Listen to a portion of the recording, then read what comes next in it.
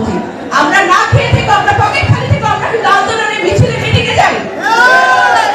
আমাদের কর্মীরা এখানে সারাদিন রোদের মধ্যে পুরো কিন্তু মিছিল মিটিং করেছে, তারপরেও কি 17 বছর ধরে আমাদেরকে মন থেকে দূর করতে পেরেছে? পারেনি। সেটাই হওয়া উচিত। তো এই জন্য আমি বলবো, সন্ত্রাসবাদিতা এবং রাজনীতিবিদ এক জিনিস না।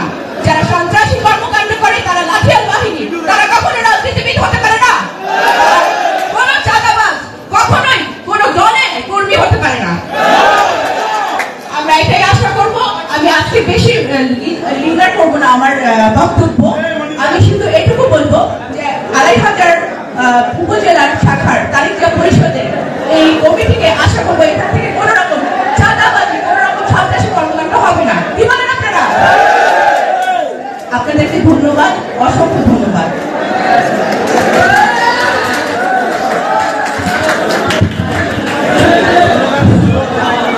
এই পর্যায়ে আমাদের মাঝে বক্তব্য নিয়ে আসছেন আজকের সবার প্রধান অতিথি, প্রধান আকর্ষণ তারেক জিয়া পরিষদের যিনি স্বপ্নদ্রষ্টা, সেই প্রাক্তন মেধাবী ছাত্রনেতা জনাব আমিনুল ইসলাম শাহ।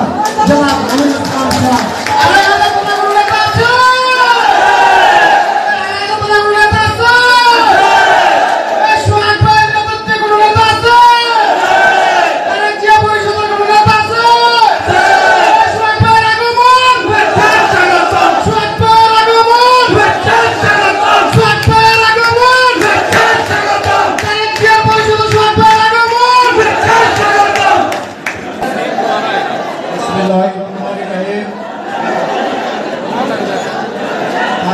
পরিষদ 1000 উপজেলা শাখা কমিটি গঠন আলোচনা সভা ও ইফতার মাহফিলের সম্মানিত সভাপতি, নারায়ণগঞ্জ জেলা তারেক জিয়া পরিষদের সভাপতি জনাব শিশির খান, আমাদের মাঝে উপস্থিত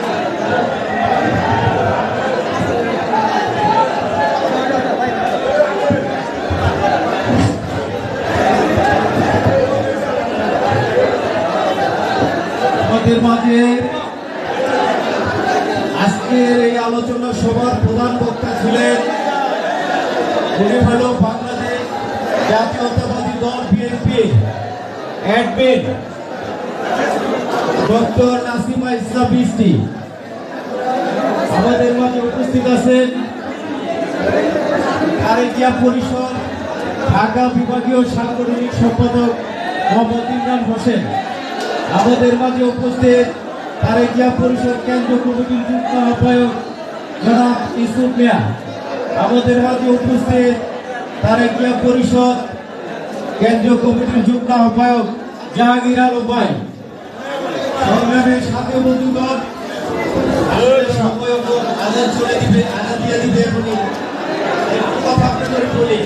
এই যে আপনারা এখানে যারা উপস্থিত আছেন, আমার মনে হয় এখান থেকে 90% লোক আমাদের সাথে আসবে বা আমাদের ভালো অবস্থা।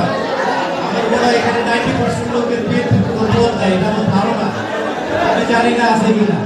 এটা কারণে হয়েছে। আমাদের এই তারেক জিয়া পরিষদের মাধ্যমে আমরা খুব বড় মাপের একটা কমিটি দিব আড়াইহাজার উপজেলা তারেক জিয়া পরিষদে।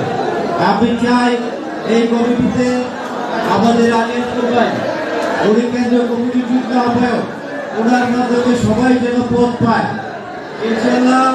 আরেকটা কথা বলে, আমাদের নারায়ণগঞ্জ জেলা বিএনপির যে একদিনের জন্য আহ্বায়ক কমিটি আসতেছে, সেই কমিটির মধ্যে আমি থাকবো ইনশাল্লাহ।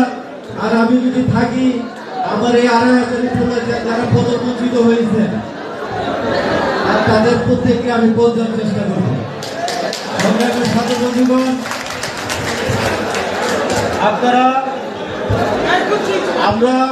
আমরা এখানে যারা আড়াইদের কমিটিতে থাকতে চাই বা থাকবে, আমরা প্রত্যেকের আলোচনা শুনেছি। আমরা এই আলোচনা শুনে অবজারভেশন করেছি। ইনশাল্লাহ আমাদের যে সভাপতি উনি আপনাদেরকে বলে দিচ্ছেন। সংগ্রামের সাথে বন্ধুগণ, আসলে এখন আদান হয়ে যাবে, খুব বেশি কথা বলতেও পারবে না।